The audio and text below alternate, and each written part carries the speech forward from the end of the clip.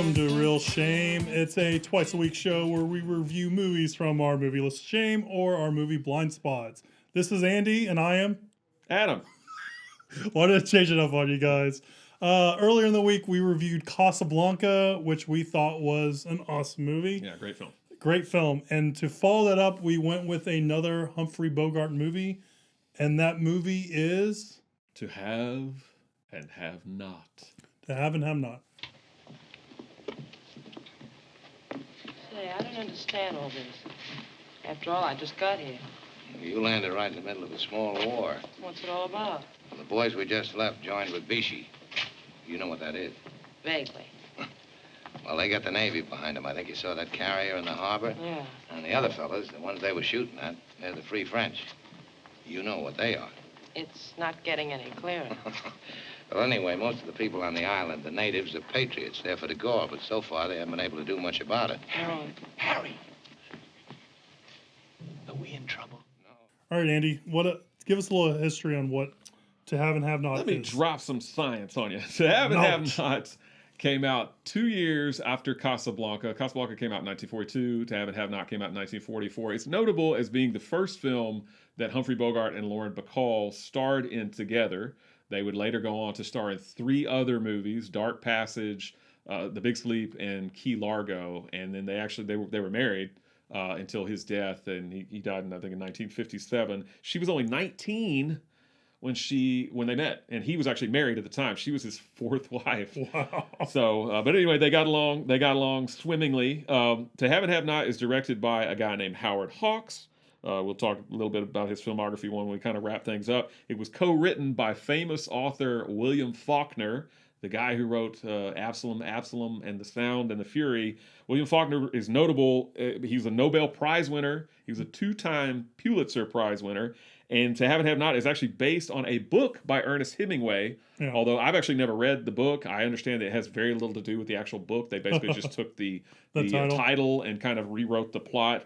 But Faulkner and Hemingway, I thought this was kind of interesting trivia. They're both Nobel Prize winners, and this is the only time that you've ever had or 2 guys, or at least 2 guys that have won Nobel Prizes working on a movie together. So I thought that was a little bit interesting. But Howard Hawks was apparently friends with both William Faulkner and friends with Ernest Hemingway. And he told Ernest Hemingway, "Hey, Big Papa," or whatever they call it. They just call it Papa, not Big Papa. I love what he called me Big Papa. That's Notorious B.I.G. But hey, Papa, hey, Ernest, your worst book is To Have and Have Not, but I bet we could still make a movie out of it. So apparently that's why they rewrote it, because they were like, oh, this plot sucks, so we'll just do something different. Anyway, Humphrey Bogart plays a guy named Harry Morgan, although he's called Steve most of the time by Lauren Bacall. And Lauren Bacall, I think her name is Marie, but he calls her Slim the whole movie. Yes. Humphrey is a guy, he owns his own boat. He takes out fishermen. They rent out his boat. He kind of teaches them, shows them how to fish. He hangs out with an old guy played by Walter Brennan who plays Eddie, who's known as a rummy, or rather an alcoholic, a drunkard in the movie.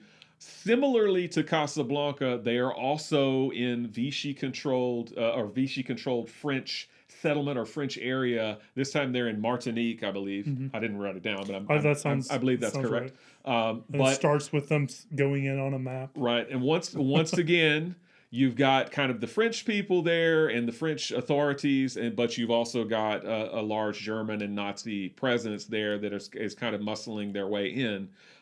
Once again, there's another little cafe, but this time it's owned by a guy named Frenchie. It's no longer Rick's Cafe Americain. And actually, I thought this was interesting. Frenchie is in Casablanca. He's the roulette guy. He's the guy that runs the roulette wheel in Casablanca. Yeah. He plays Frenchie in To Have and Have Not. The basic premise of the movie is Frenchie is buddies with Casablanca. Harry, Steve. Harry or Steve. He's friends with Harry, and he says, hey, I've got these guys that need to get, so basically these French resistance people that need to get from here to point A to point B, essentially, and they need to use your boat to do it. And once again, kind of like with Casablanca, he's got 2 people that he could help out. Will he help them? Will he not help them? That's the crux of the movie. That's what happens. But I've seen this movie. I've seen all 4 of the films that Humphrey Bogart and Lauren Bacall did. I've actually probably seen most everything Humphrey Bogart has done, but it has been a while since I've seen it. You've never seen To Have and Have Not. Never seen. So how did this measure up, and how did it measure up compared to Casablanca? So you very can, similar. yeah. I think you can definitely feel Casablanca's fingerprints on this movie. I do think, I mean, this is just anecdotal. I don't know if this is anecdotal. This is just me making up, but I do think like they kind of looked at a lot of the tent poles and a lot of the major parts of Casablanca and kind of brought it over here. Like I said, the opening shot on a map kind of stuff. Having a take place at a bar. All that kind of stuff does feel very similar. Mm-hmm. I feel like this movie's kind of a letdown after Casablanca. It feels... And you watched them back to back. Yeah. So did I, and that probably is a mistake. Yeah, probably a mistake. It was made for a very long night. Yeah. And it was probably a mistake. It just felt like the whole movie was just like low key and it was like on a low level. Like I just felt very like, it felt very low energy to me. And I don't know why that is. It just felt like, I mean, there's exciting things that happen. He goes, spoiler alert, this movie is X number of years old. He goes to the island, a patrol boat, catches them. He has to shoot out the lights. The dude gets shot in the shoulder. There's action that kind of happens, but it just feels very low energy, especially compared to Casablanca. Yeah, and like, I also watched these two movies back to back, and I haven't seen both of them in a very, very long time. And I agree. I mean, I think it's kind of a mistake to watch them back to back. But we were doing it because we knew we wanted to probably film today. So we're like, all right, we need to knock these movies out. And unfortunately, I think there needs to be some time in between those two movies because you can't help but be let down after watching a movie that is as good, I think, as Casablanca. And this movie does share a lot of similarities. I think I might like it more than you, but I still think it's vastly inferior to Casablanca. It's just not... I mean, I think it's cool. I think, Lauren Bacall plays like a very cool character. I mean, especially she was only 19 years old, but she plays a very, very... 19 going on 35, something. I mean, she looks mature, I would say, for her age. Oh, yeah, but she obviously, definitely looks old. But part of it is the way that they, looks kind old. of made her up, man. Made her up and lit her, or whatever. And I like their kind of relationship, and obviously I think it has some gravity to it because their relationship in real life and everything. And I like how she just kind of, I mean, basically her introduction to him is they're across the hall from each other in this hotel, and she's like, I need a match, and he's like, all right, here you go. And she's like, all right, here you go, and they just kind of start hanging out. I like that kind of organic way that they just kind of come together. And I like that aspect of it. Probably the most thing that I like about the movie. Yeah. But the rest of the movie is kind of an inferior Casablanca. Some of the dialogue I think is still good, but again, not nearly as good as Casablanca. And I never really got a good feeling for the relationship. Like, I couldn't tell if Harry really liked her or if Slim really liked Harry. It seemed like maybe it was just a two ships kind of passing in the night kind of thing, and maybe it was good for a while. I wish you kind of got a little bit more of that. The other thing that I feel like is missing from this movie that I really liked in Casablanca is the scenery. Like, I feel like you don't get a whole feeling of what's going on in the town and in the city. That's true. That's very true. And Casablanca, you get that. Absolutely. And I think Casablanca does that because, the opening scene, you have the people running through the streets, and then you have the German general come in, Strasser. Yeah. So you have scenes apart from the main cast that kind of give you this illusion and give you how this whole city feels. But this movie could be almost set anywhere, actually. It feels like it doesn't feel like Casablanca feels like Casablanca, like it has to be in Casablanca. This movie feels like it can almost be set on any kind of seafaring city just because, you don't get a lot of that feeling in there, Yeah, that's a good point, and I agree with that. I think in Casablanca, even though a lot of Casablanca, quite frankly, does take place within Rick's Cafe, I still feel like you see enough of kind of other locations to really kind of live in that world for a little while, or an hour and 45 minutes or whatever. And in this, you don't see as much. I mean, literally, they are out to sea a few times. But a lot of it takes place in Frenchie's little bar, and I guess above the bar in their hotel. And they go to that little cafe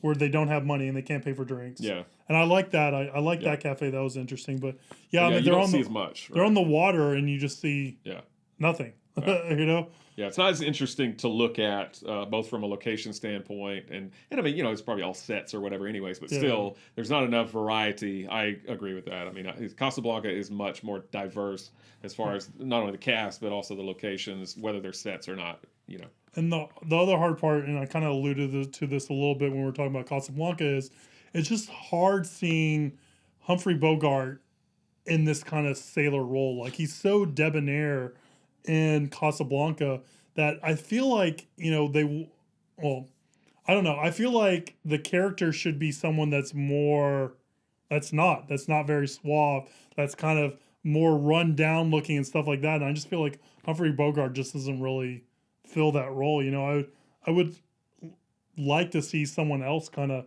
as that kind of ship captain a little bit. You know, Yeah. someone more with a more character face or more character to him a little bit. Because it didn't feel like it suited him. Of course, I've only seen 2 Humphrey Bogart movies. I was going to say I These don't think two. it bothers me as much because I've seen him in a lot of different roles. So to me, I mean, I think he fills the role nicely. But yes, I mean, I will agree. Obviously, he's Rick Blaine Yeah. is a much better character and more of a Suits favorite him. character for me. Yeah. Walter Brennan, I mentioned him before. He's barely in Invisible Man. He has like a cameo, not even a cameo. I mean, he's just an extra pretty much in that film. But he's the old guy that talk like you know, whatever. He's that guy. The big heavy set guy that plays Captain Renard, who's He's kind of the villain in huge. this. He is big. He plays the villain in this film. He apparently was an uncredited extra in Casablanca as well, although I didn't notice him. But he doesn't even have, not like the guy that plays Frenchie, No. that was the roulette guy in Casablanca. I guess he's just in the background or something. I don't know. And then his kind of sidekick or one of his like henchmen is a guy by the name of Sheldon Leonard, which I know you've not seen It's a Wonderful Life. But those of you that have seen It's a Wonderful Life, he is the bartender Nick in It's a Wonderful Life because he says, "Hey, I'm giving out wings" when he's opening and closing the cash register. You'll know it if you've seen the movie.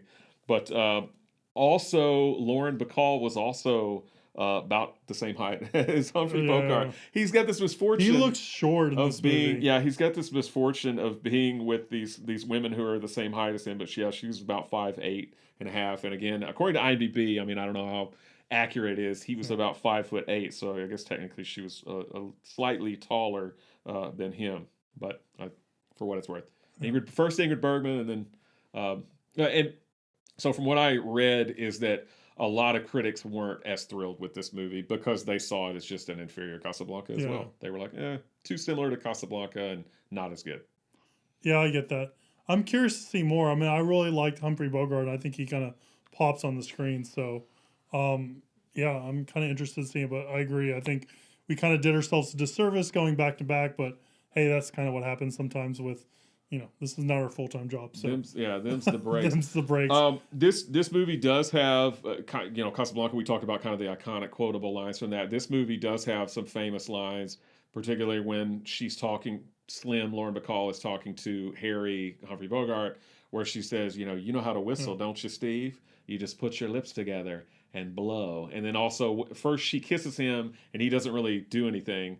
And then she's like, "Oh, I'm not sure how I feel about that. Let me try again." And then he kind of gets into it, and she pulls away and says, "It's even better when you help." Those are kind of the two lines that are really well known in this movie. One other line that's not necessarily well known, but I thought was hilarious, is finally Humphrey Bogart gets the drop on these 2 German guys who are kind of hounding him, and he has them both in handcuffs, and he tells the 2 of them, "You're both going to get a beating until one of you uses that phone. So one of you is going to take a beating for nothing." I just thought that was hilarious. I was like, yeah, he's cold. He's cold-blooded. Cold-blooded. Cold-blooded. But the director of this movie, Howard Hawks, he did prior to this. I mean, he has kind of a lengthy filmography, but some of the more notable films he did the original Scarface, which the terrible film that is Brian De Palma's 1983 man. Scarface. Shots Is fired. loosely based, very, very loosely based I don't like Scarface either. on the but original a lot of people love that movie. Scarface. He did Bringing Up Baby, which is a classic screwball comedy with Cary Grant and Katharine Hepburn. He did His Girl Friday, which is another classic screwball comedy with Cary Grant and this time Rosalind Russell. And then he did a little movie in the 1950s, which was remade in the 1980s, The Thing from Another World. Obviously remade as The Thing by John Carpenter, which we've talked about several times on the show. which we will continue talking about. And finally, Walter Brennan, that plays the rummy. He was actually a little over the top. I liked him. He walked very funny. He did walk very funny. I mean, that was, I guess, but it wasn't consistent. His drunkard walk. But he actually, before this movie, he is a 3-time Academy Award winner for Best Supporting Actress. So take that. Actress? Actor. Maybe actress? I don't know. He's that good. He's that good. 3-time Best Supporting Actor, not actress, winner, which, says something. And he had a really, really long career. So this is actually really close, Rotten Tomatoes wise. We said Casablanca was 99%. It's 97% for To Have and Have Not. I like it, but it's just nowhere near Casablanca. Yeah. And then 90% audience score. Yeah, I'll have to revisit it and give it some time and revisit it and see. Yeah, well, I think probably the Lauren Bacall, Humphrey Bogart movie that everybody kind of really latches onto is The Big Sleep. So that's right, Big Sleep. Yeah. Now I'm second guessing myself. To Have and Have Not, The Big Sleep, Key Largo, Dark Passage. I believe it's The Big Sleep. That's the one that everybody's. Was he in the Maltese Falcon? Yes. Bogey? I want to see that. I heard good things. Yeah, never seen it. With Sidney Greenstreet, who plays Senior Ferrari that was actually Sidney Greenstreet's first movie. The guy that plays Senior Ferrari in Casablanca, Ferrari. I got to roll my R's when I say that. But yeah, that's all I got. So I guess we can move on to our. All right. So if you would like to have, I jumped a little early. I was gonna say shoot us an email, but that happens after this next segment. So we get viewer questions. And we'd like to answer them in air. So if you have a viewer question you'd like to send to us, realshame@gmail.com. This week's viewer question is on theme with the movies we've been seeing. Some people consider Rick a tough guy. So let's talk about what our favorite tough guys are and maybe some of our favorite tough guy movies. So Andy, we'll just have a little dialogue here. What are some tough guys and tough guy movies you like? So first I'll talk about kind of tough guys. When I was thinking about this question, I was like, it's hard for me to everybody that I think of is older or is like in old movies like Humphrey Bogart or somebody like that. I had a hard time thinking of people nowadays that I'm like, oh yeah, I like that, his kind of tough guy movies. But one guy who we mentioned in a few episodes now because of Great Escape and because of Magnificent Seven is Charles Bronson. Oh. Love Charles Bronson. I thought you were going to go somewhere else with that. No, what, Steve McQueen or somebody? No, Snake Plissken. Oh, but yes, Kurt Russell's awesome as Snake, both as Snake Plissken and as McCready in The Thing. But no, Charles Bronson's awesome. Young or old Charles Bronson is awesome. Also, guys like, Robert Mitchum, Robert Ryan is another one, and Sterling Hayden is another one. But when it comes to the newer kind of tough guy actors, the guys that come to mind to me are like Vin Diesel and The Rock. I like guys that are like in the Fast and Furious franchise. I guess the Fast and Furious Jason Statham was another. Transporter stuff. That stuff is really cool. I like my favorite Transporter movies is Transporter 2, and I think Jason Statham's awesome in there. The Rock, for a long while, I would see any movie he was in kind of got elevated by his presence. Mm-hmm. But I'm getting a little That's no longer so. Yeah, I'm getting a little burnt out on The Rock. It's the same. Like I understand he has flexes and breaks the cast. That was awesome. I was still on board, but I just feel like he has an image that he wants to keep, and I feel like he won't do anything that would be opposite to that image, and I think that would really because he did like Be Cool, and he played against type and Be Cool, and it was a very good job, and it was very interesting. Yeah. So, but there for a while, The Rock was like, oh, The Rock's in this movie? I'm going to like this movie. And then, Skyscraper and Rampage, and then the third Jumanji, and then all of a sudden I'm like, okay, maybe I'm burnt out. Hercules on The Rock. I'd say a lot of that stuff I don't think I've seen, so. But when I think of tough guy movies, I think of 80s action movies. So I think of like the roles by Stallone, the roles by Schwarzenegger, all that kind of stuff. I saw Bruce Willis on the list of tough guys, and I'm like, I don't think Bruce Willis is a tough guy. He's more of an everyman kind of. Yeah, elevated. John McClane, the diehard character, is awesome, but I don't necessarily see him as like maybe a tough guy. Maybe Hudson Hawk is a tough guy. I guess, but it's such a comedy. Yeah. I don't know. I find it hard to put on that list. But for me, I kind of combined actors we've already talked about, And one of my favorite tough guy movies is Tango and Cash. I dig the crap out of this movie. I think it's awesome. And I think Ray Tango and can't think of Cash's name are awesome in this movie. And they are definitely tough guys. Yeah. I mean, when you grab someone's face and smash it against the bar in jail, very cool. If you wear cowboy boots that have guns and you shoot them, very cool. Definitely tough guys for me.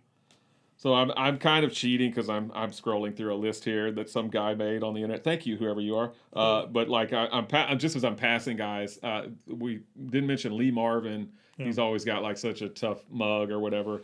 Clint Eastwood from Dirty Harry, and obviously the Fistful of Dollars and whatnot. There was one other person that I completely already. Oh yeah, John Wayne. It's another kind of, but you probably haven't seen a lot of the John Wayne kind of westerns. I mean. There's some good ones, definitely. I was going to say that, I think now there's not very many tough guy movies. Like, it's not a very 2020, 2000s, it's not a very popular thing. Yeah. And I would say probably, like, the tough guy of this era is Tom Cruise's Ethan from the Mission Impossible series. Yeah. I think he's, like... I mean, like you said, we have Rock and Vin Diesel, but those guys don't... I guess they're tough guys, but they really don't feel like tough guys. But I do think, you know what I mean? It's I don't know. I don't know why I feel that way. Well, and then you, on the last episode, I think it was, one of the last episodes, you mentioned Jean-Claude Van Damme because you watched Time Cop. Yeah. And so we haven't even touched on like the kind of martial arts guys. So you had like Jean-Claude Van Damme, you had Steven Seagal, you had Bruce Lee, you had Jackie Chan even. I mean, although Jackie Chan, is kind of comedy as well. You had the late Cynthia Rothschild? Cynthia Rothrock. Late? Is she dead? Did she die? No. What's her name? Yeah, Cynthia Rothrock. Cynthia Rothrock. I mean, she's a tough guy. I mean, she's a girl. Yeah, she's awesome. I think women can be tough guys, and she's definitely a tough guy. Yeah, and she's in some movies with Michelle Yeoh, who also is awesome and did a lot of her own stunts, like in some of the Jackie Chan movies. And Michelle Yeoh is awesome. Yeah, and was in Tomorrow Never Dies, which I just recently watched. Yeah. So and then. Sorry, I just keep thinking of it. The final thing I want to say, you got other guys like, in a prior episode, I mentioned watching the 70s Inglourious Bastards. A lot of those guys like Fred Williamson and Bo Svensson that are in that, not household names at all, but those guys are awesome. Anyway. Would you consider like Chris Hemsworth and Chris Evans tough guys? I don't. Because they're like... I don't. Muscly, big, bulky dudes. They are, but they just don't fit the tough guy image thing for me. Like they're not Robert Mitchum and they're not Schwarzenegger and they're not these other guys. I don't know what it is about it, but or Stallone even or Kurt Russell. Yeah, I just don't fit that. No. And I wouldn't put Diesel or The Rock or DJ The Rock Johnson in that category. I would definitely over Chris Hemsworth and those guys. I think they're separate too. I don't know. Maybe it's just kind of movies we get. I just feel like those guys aren't really like tough guys. Like. And my idea of whatever that is of a tough guy. Yeah, I just passed Shaft. Richard Roundtree is another guy, that tough guy. But anyway, I'm going on. I could sit here all day and be like, oh yeah, this guy. But I would say based on this list, I'm cheating because I was like, what's the French Connection's on this list, and French Connection is one of my favorites. So that's probably my tough guy movie. You got De Niro? Gene Hackman is tough. Popeye Doyle, based on a real life cop named Popeye Doyle. Or nicknamed Popeye, anyway, that wasn't his real name. And also Roy Scheider, who doesn't love Roy Scheider. Both of those guys combined in this movie. Really, really awesome movie. At some point, we'll get to it. I think it's on your list, and we'll talk about it more in depth but that's probably that would be my vote for tough guy movie, top tough guy movie. Mine's Tango and Cash. So that's it. That's it. All right. If you have notebook. If you have a favorite tough guy that we did not mention, shoot us an email. Let us know at Real Shame. If you're watching us on YouTube, leave it below. We can start a discussion. Let everyone know what your favorite movie tough guy is. If you think The Rock is a tough guy, let me know that I'm wrong. Leave it in the comments below. If you think Jim Varney is a tough guy, let us know. Yeah. Ernest wasn't scared stupid. Hey, Ernest. Miak. No, that's what it was. He thought it was. All right. If you have a question you'd like us to answer on air, we do those every Wednesday. Shoot us an email at Real Shame. Follow us on Instagram, Real Shame. Comment, like, review, do all that wonderful social media stuff because it really does help. And we will see you next time with another movie from our list of shame. Thank you, guys. We'll see you next time.